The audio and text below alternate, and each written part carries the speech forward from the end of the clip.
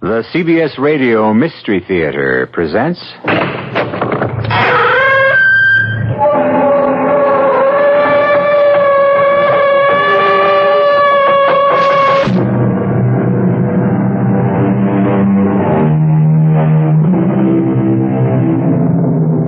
Come in. Welcome. I'm E.G. Marshall. This time, a mystery. A puzzle, if you will, which I challenge you to solve. As with all mysteries worthy of the name, each clue will be honestly and plainly presented to you. And yet, unless I miss my guess, the answer to the puzzle will elude you till the very end. We'll play a game of wits, you and I, just for the fun of it, and see who wins. Unhappily, one of the characters you'll meet lost.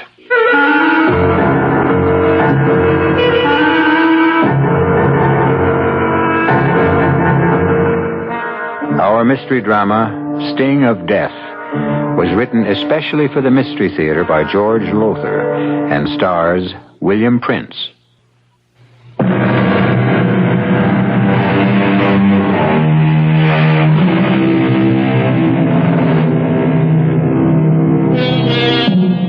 My first move is to describe the huge barn-like living room of the country home of Trevor Costain, explorer, adventurer, author.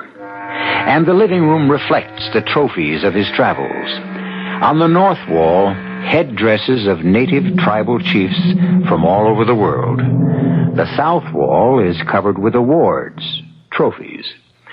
The west wall is hung with native spears, shields, primitive weapons. And on the east wall, above the huge fireplace, hangs a clock. A most bizarre clock. The face is made of a Tugari war shield. Headhunters, you know, the Tugari. The hands of the clock are made of, human thigh bones. And the hours, from 1 to 12, are marked by shrunken human heads. Well, don't look so horrified.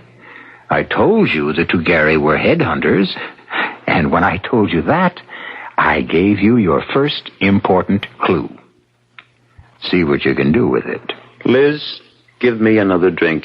Trevor, the doctor... I know, but if I'm going to die, I'm going to die happy. Dad, the disease, you know what alcohol does to you because of it? I'm in enough pain, Forey. Stop calling me Dad. He is your son-in-law, Father. Don't remind me, Jackie. Liz, that drink, please. Some son-in-law. Some husband. An alcoholic who's put you through purgatory since the day you married him. That's ended now. I haven't had a drink since I joined AA 5 weeks ago. I wish I could believe that. You can. Oh, Forey, here's your drink, Trevor. Thanks. Oh, Father, you're not going to smoke, too. Did I say I was going to smoke? Well, every time you pick up one of your pipes... Oh, don't worry, Jackie. Whatever disease hit me in Borneo years ago, just a whiff of tobacco sickens me. Give my right arm to be able to smoke these pipes again, but all I can do is polish them, clean them, puff on them, never light them. It's a terrible way to live. I'll be glad when I'm dead. Oh, don't say that, Trevor. You sound as if you'll be sorry when I'm gone, Liz. I will be. Why lie to me, Liz? Our marriage has been anything but a happy one. We put each other through the ringer the way our long-haired son-in-law put Jackie through one. Different kind of ringer, that's all. Oh, that's over now. Everything's over. For me. Oh, Father, please don't get up if you want anything. Got to get up and ease the pain. Just want to get those pipe cleaners on the mantel and... Oh, blast. You dropped your drink. All over me, I'm afraid. Sorry. Spasm of pain. I'll make you another. I'll have to change these pants. Father, sit down. I'll get the pipe cleaners. Oh, I can't do a thing for myself anymore. Not a thing. Jackie, What about the divorce? Well, I've given for it. Here, the pipe cleaners. Mm-hmm. I've given Forey another chance. Waste of time. You know that. It's probably hopeless, but in common decency, I can't let him down. He depends on me, Father. A weakling. He's a weakling. Well, some men are. Not Rod Champion. He was a man for you. I told you that. Your drink.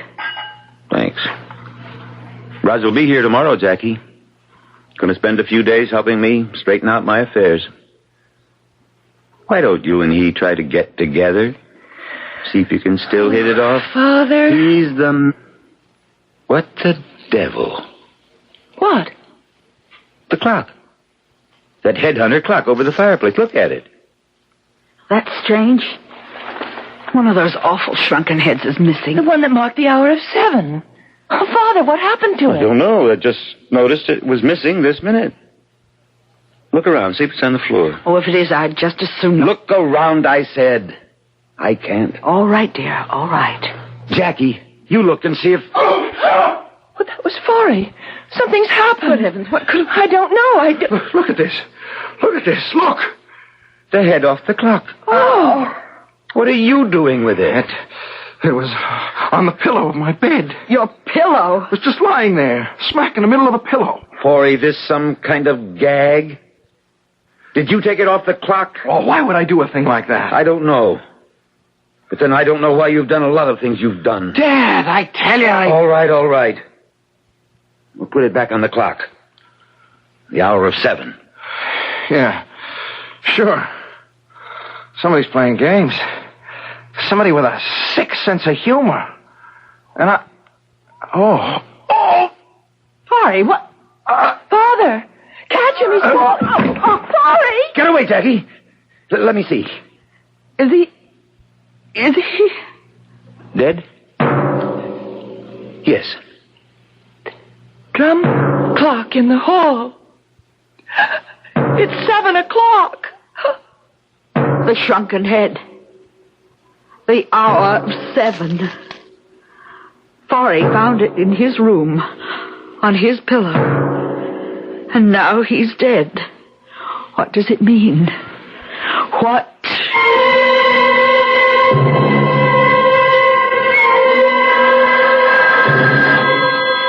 Yes? Oh, this is Trevor Costain. I see. Yes. Well, I want to be informed the minute you find out. Fine. Goodbye.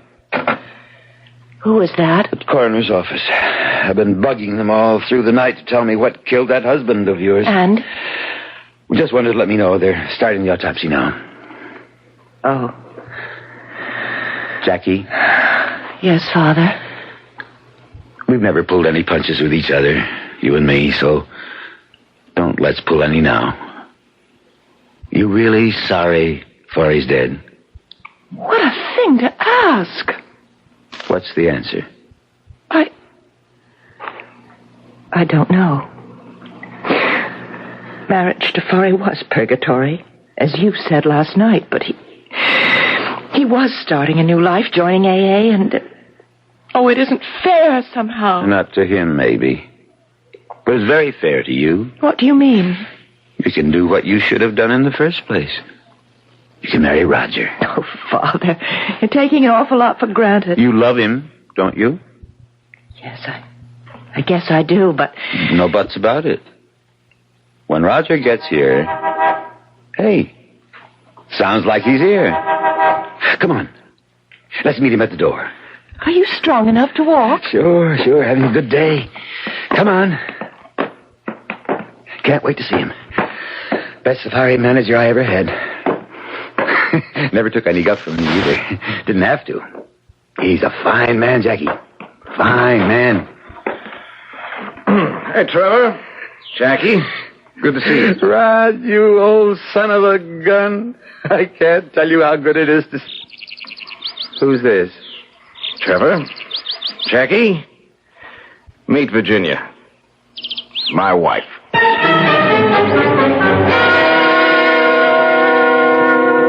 You've no idea. No idea at all what killed Forey? Well, they're doing the autopsy now, Raj. Coroner Dr. Dodd is a friend of mine. You'll let me know what they come up with as soon as they know. Help yourself to a drink, Raj. Oh, thanks. You? No, almost lunchtime. I have to limit myself. Can't even smoke. And with 3 months or less to live.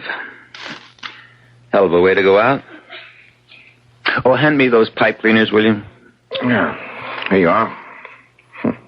At least you get some satisfaction from fooling around with these old pipes of yours. Yes. Kind of makes not smoking a little easier. You know, Raj, you shocked me when you arrived with a wife. How come? I had plans for you and Jackie. I was in love with Jackie, yes, but when she married Forey, well, that was that. Ginny's a wonderful girl, and she'll be a wonderful wife. Oh, I'm sure. Speaking of Jackie and Virginia, they ought to be back from their walk soon. It's almost... Now, what in blazes? What is it? The clock. Look at the clock. A head's missing. From 12. Now, what does this mean? Well, probably nothing at all. Probably just fell off. It didn't just fall off. And don't bother looking for it on the floor. Someone took that head off the clock, Raj. And unless I miss my guess, it means someone else is going to die. Oh, I can't believe that there's any significance. Oh, Father. Roger. Is something wrong? Jackie, your mother's still asleep in her room, worn out after last night. Better get her down here. Well, why? What's happened? A head is missing from the clock again, this time from the hour of 12. Oh, no. If it means another death, well, never mind. Wake your mother up and tell her to come down here. Liz, stay here. All of you. I'll handle this. Father, when did you discover this head missing? Just now.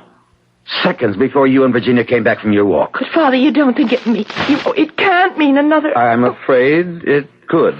Easy, Elizabeth. Trev, she woke up a minute ago to find this beside her on the pillow. The shrunken head. Oh, Mother. Oh, Am I going to die? Is that what it means?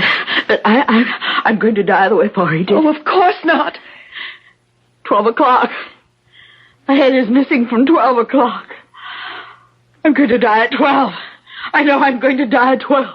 Question is, 12 noon or 12 midnight? Oh. I didn't think of that. Well, you'd better. Oh, how can you be so callous? That head. That shrunken head. You put it on my pillow. What? It would be just like you to do something crazy like this. Because you're sick, Trevor. Mother, He is please. sick. I don't know how he killed Forey. Before our eyes, yours and mine, killed him. But he did. And he's going to do it again. This time to me. Take it easy, Elizabeth. You, When is he going to do it? That's the only question now. The only question that interests me. When, Trevor? 12 noon? 12 midnight? I don't mind dying, but I can't bear not knowing when. Tell me, Trevor. Tell me.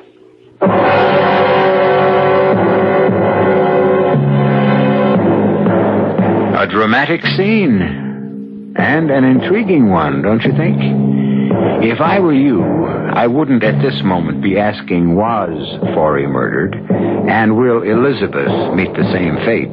But if Forey was, and she does, how? I'll return in a minute for Act 2.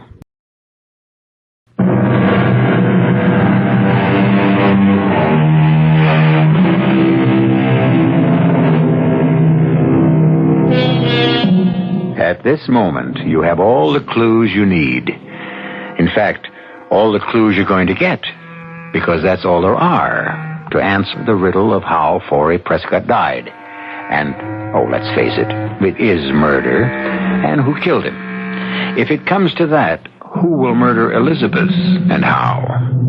For surely she too is going to die. 9, 10, 11, 12. Catch her. She's falling. I've got her. Elizabeth?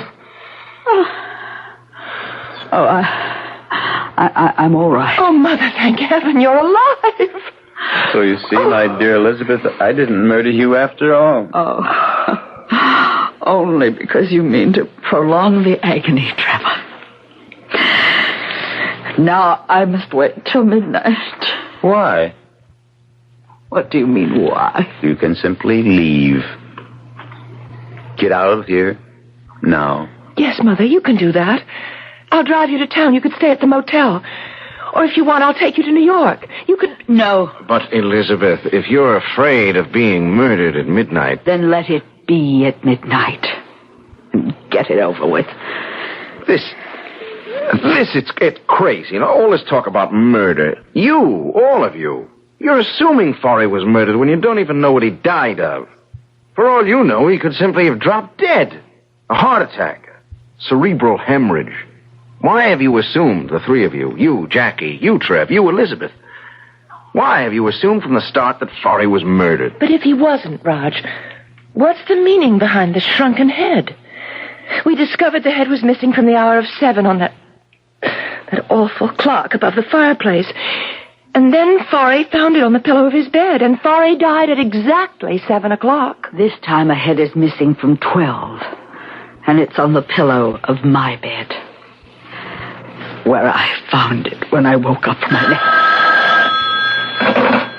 Hello? Oh, hello, Ed. Dr. Dodd, the coroner. I see. Well, how long will that take? Will you let me know? Thanks, Ed. Thanks very much.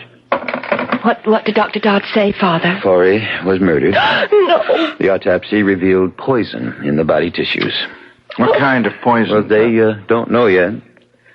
Ed's sending a tissue sample to the New York police lab to find out. No doubt about it now, though. Forey was murdered. As you will murder me at midnight.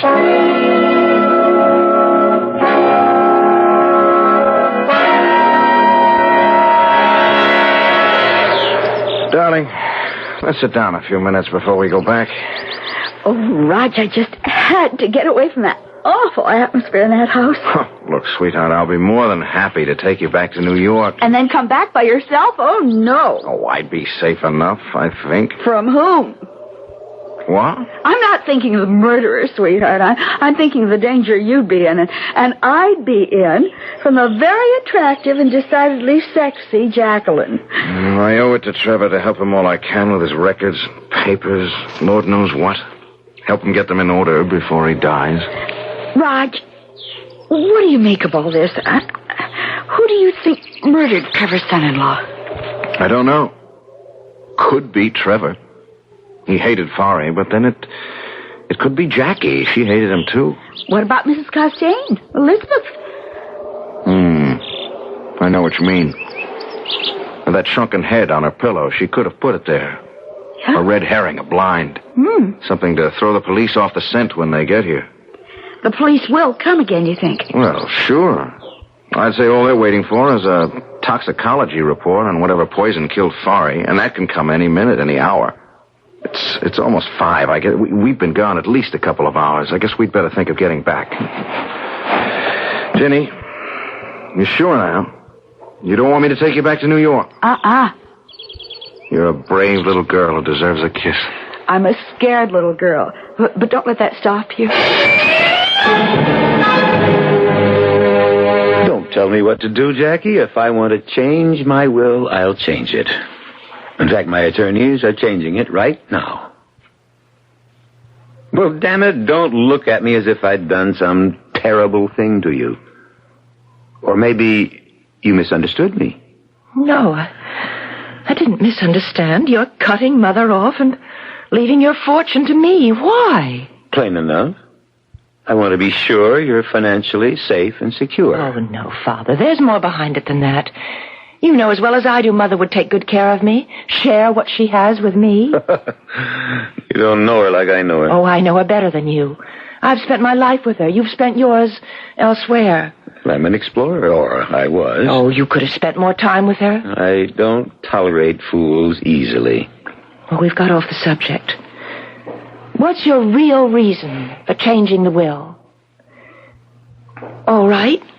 Let me tell you. You're still hoping I'll marry Roger Campion. You're hoping that if I'm an heiress, the money will help induce him to divorce Virginia and marry me. You said it, not me. Well, you think it. You must. I can't think of any other reason for changing your will. Oh, Father, Roger and I are through with each other.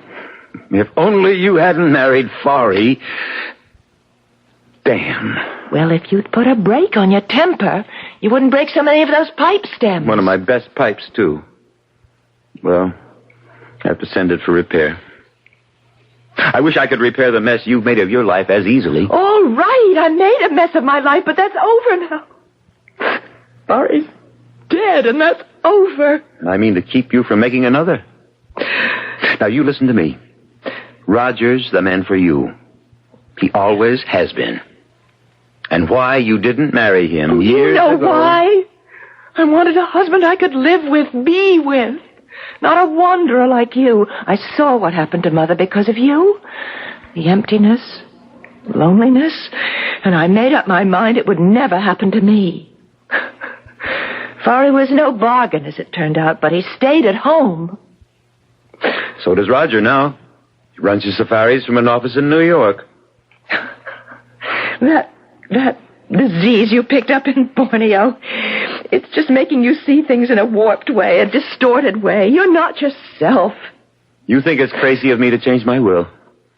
It's crazy of me to hope that you'll persuade Roger to get a divorce and marry you. That what I want so much, the two people I love most in this world, should make it together. If I haven't got a prayer, it'll happen. Well, it won't. I'm sorry, but it won't. It will. I want... You can't always have what you want. You're wrong. I always have, and always will. Till the day I die.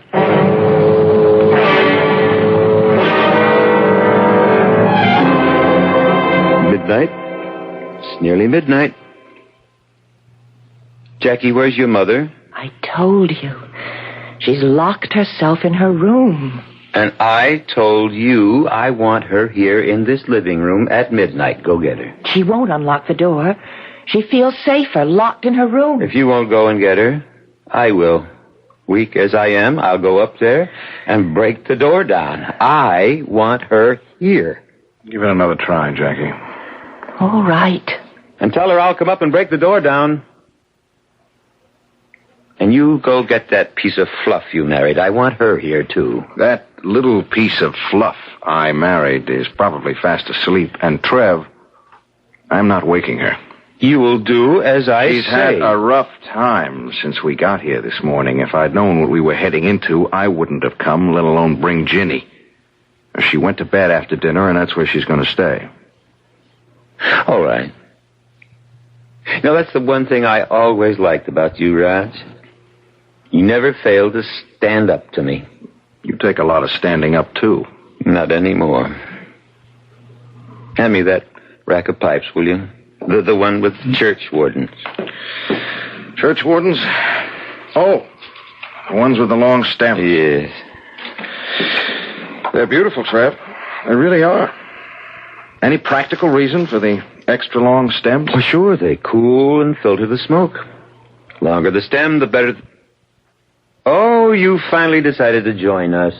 You decided, Trevor. Why are you so determined to have me here in this room at midnight? Elizabeth, why were you so determined to stay in yours? To put it plainly, so you couldn't kill me. You've eaten no dinner? You've had nothing to drink all to cut day? Down the chances of your poisoning me the way you poisoned Forry. I locked myself in my room to cut the chances down even further. But, well, here I am. You wanted me here, in this room, so you could murder me. And I'm sure that when the drum clock strikes at midnight, you will. How, I don't know, but you will. This never occurred to you, I suppose, that I want you here so I can protect you. Protect me? Is that so hard to believe? Oh, very hard. In fact, impossible. Well, less than a minute now to midnight.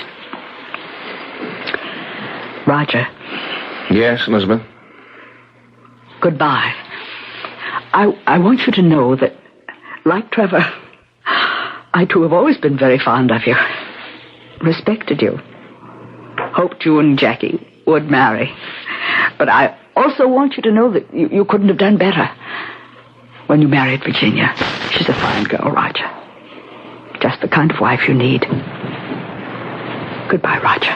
Elizabeth, you're sounding as if you were going to your execution. In a way, that's what it would be. Nonsense. You're not going to die. You're standing here in this room, as healthy a woman as I've ever seen. We've let Fari's death overshadow everything, warp our thinking, make us expect death. But look around you, Elizabeth. Where could you possibly find a more home-like scene? A scene that ought to reflect contentment rather than anything else. Contentment? I mean, look around. The fire blazing in the fireplace, Trev polishing his pipe, the friendly warmth of an old house where... Midnight. Jackie. Mother. Let me hold you. Mother, you're not going to die. You I am, I know it. Elizabeth, this is nonsense. It's ridiculous. Trevor, I'm waiting. What do you mean, waiting? For you to kill me. Murder me. If I murder you, Elizabeth, it'll be the neatest trick of the week. I couldn't agree with you more. Oh, Mother. Oh, Mother! I tried to catch her, but... No. Jackie, stand back. Let me... She's dead. But how? How? One moment she was alive and the next dead. Roger, what killed her? What killed Fari? What?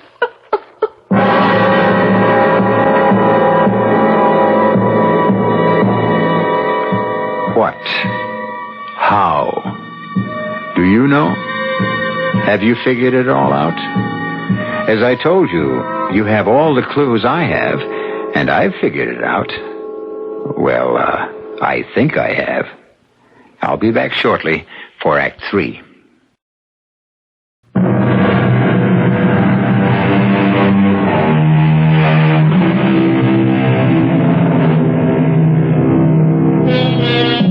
Now Elizabeth Costain is dead. Mysteriously struck down, instantly killed as her son-in-law Forrest Prescott was, only the day before. Now, the following morning in the guest room occupied by Roger and Virginia Campion... No, Virginia, I've made up my mind. We're leaving. Not if you plan to take me to New York and then return here. I won't be coming back. I never expected anything like this when I agreed to help Trevor straighten out his affairs. Oh, but Roger, you're such old friends. I'm not so sure of that, Jenny. To be Trevor Costain's friend, you have to be friends on his terms. Oh, he likes me, sure. He values my friendship up to a point. But that's because I always did the job he wanted done, and I never crossed him. He must have been a hard man to live with. He hasn't changed any, even with his death only a few weeks, months away. He's still demanding and getting what he wants. He's still riding roughshod over everyone in his path. I have got a strong suspicion that that's why Fari and Elizabeth were murdered. They got in Trevor's way. Then you really think... I'm almost sure of it. Now, there are only 4 of us left in this house now. There's you and me and Jackie and Trevor. Now, you and I certainly aren't murderers, and Jackie wouldn't kill a gnat if she could avoid it. No. It's got to be Trevor. What I can't figure out is how he killed them. What's that? Oh, I thought all the police had left. Oh, it's the last car heading out of the driveway now. Come on, Ginny, let's get these bags packed. I want to be heading out of that driveway, too. And just as soon as possible.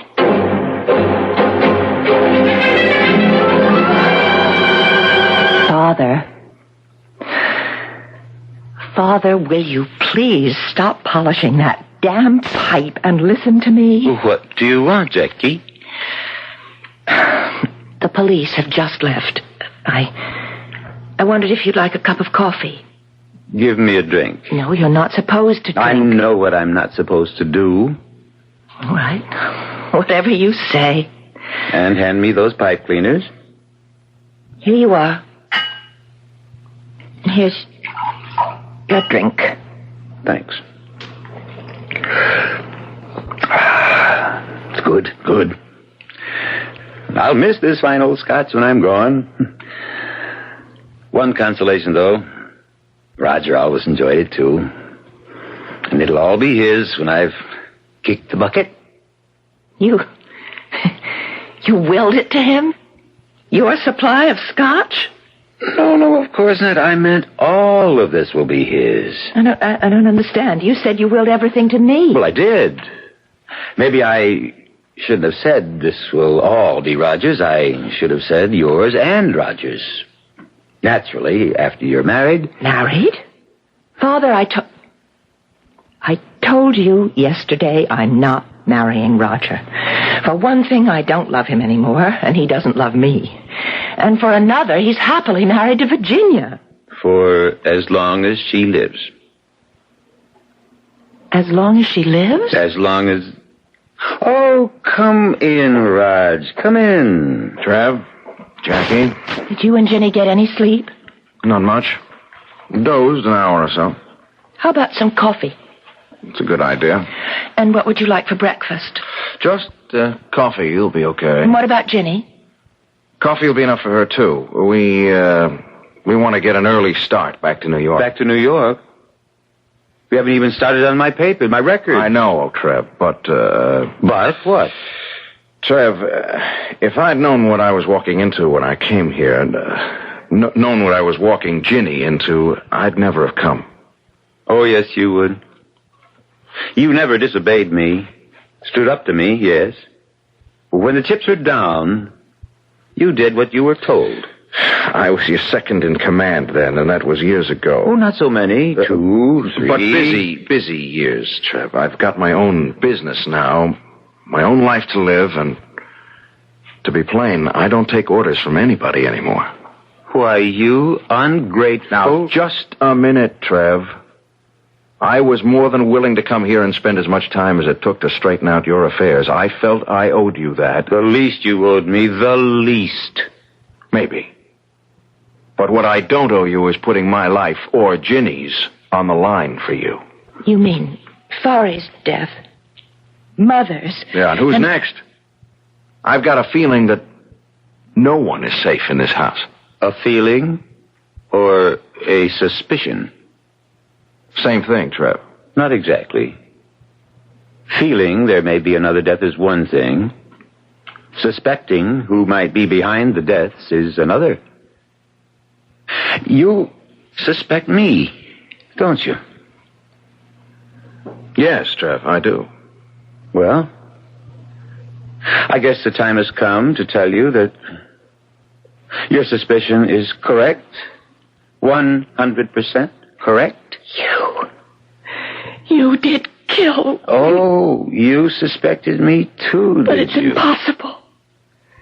You hardly have strength enough left to stand on your feet, to walk a few steps. Wrong. Oh, I'm weak, all right, but not as weak as I pretended. See? Then you were able to take the shrunken heads from that clock. And put one on Forey's pillow? And the other on Elizabeth's? But even so, I still don't see how you killed them exactly on the hour. Forey at 7, Mother at midnight. How did you manage that, Trev?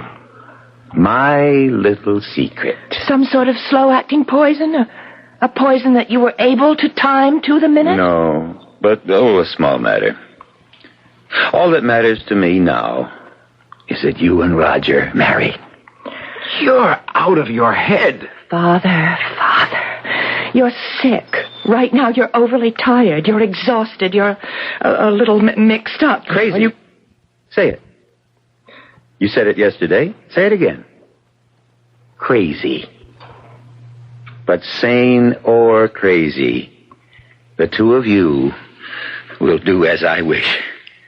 Obey my final order. No way, Trev.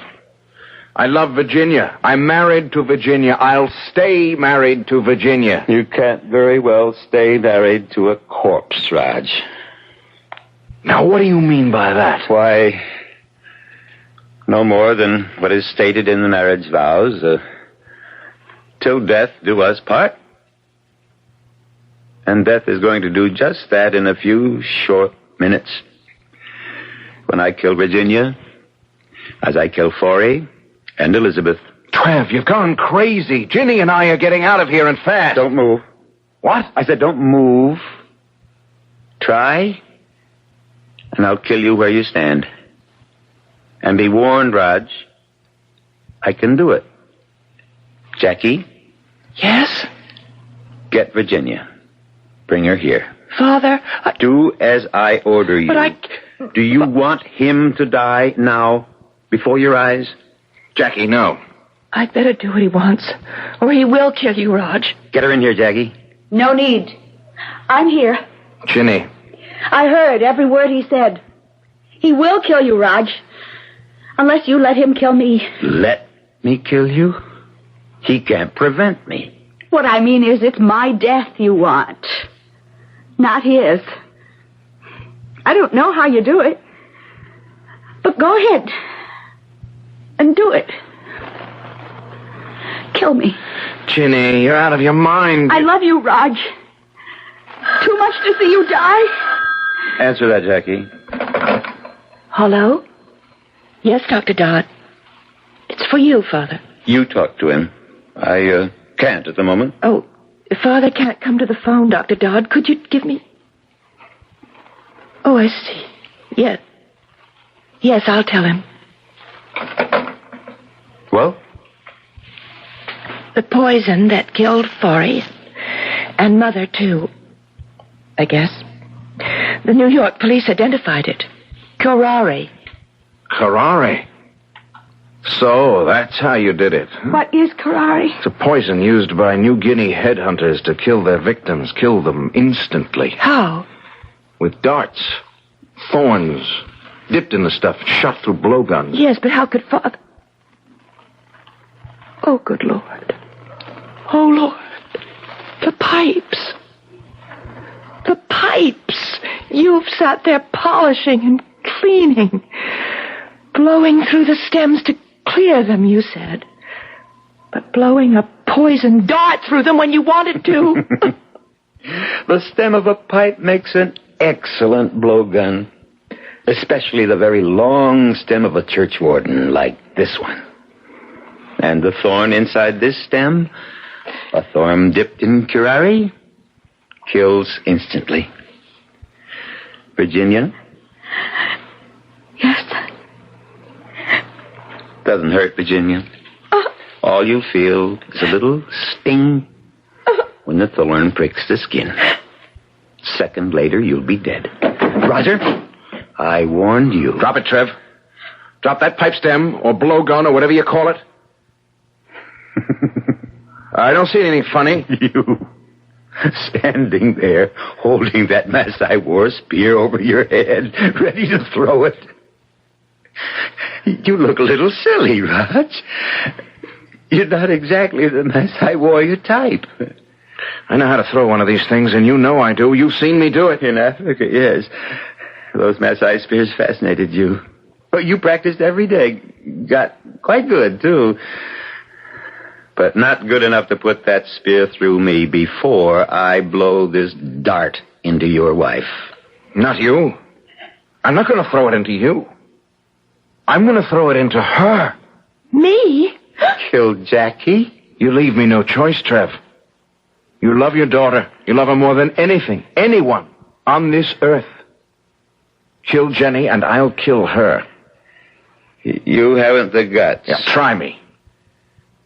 Jackie, take that pipe stem away from him. Give it to me, Father. Take it. I know when I'm licked. What are you doing? I'm calling the police. All things considered, Trev, the quicker you're taken into custody, the better. If you want to move really fast, call the morgue. The morgue? I gave Jackie the pipe stem, but I kept the thorn. Father, no!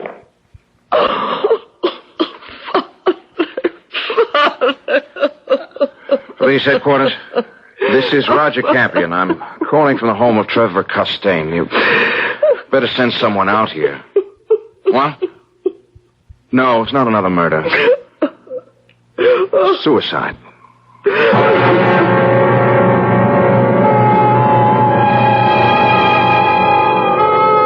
You'll admit I did play fair with you. From the very beginning of this mystery, you had all the clues, all of them, including the shrunken heads, the New Guinea headhunters who you might have known use curare, and a clue that gave everything away, Trevor Costain's absorbing interest in his pipes. When E.G. Marshall plays fair, he plays fair. I'll be back shortly.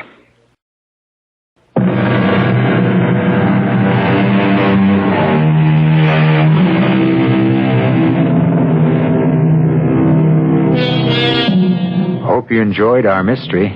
I certainly enjoyed playing a little game with you, because that's what all mysteries are, you know, a game of wits. Oh, sure, I have the advantage. I know the answer before I start. But in fairness to you, whenever I bring you a mystery, I'll make sure you have all the clues from the start. After that, it's up to you, entirely. Our cast included William Prince, Tony Roberts, Marion Seldes, and Martha Greenhouse. The entire production was under the direction of Hyman Brown.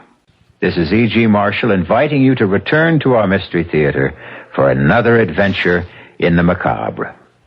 Until next time, pleasant dreams.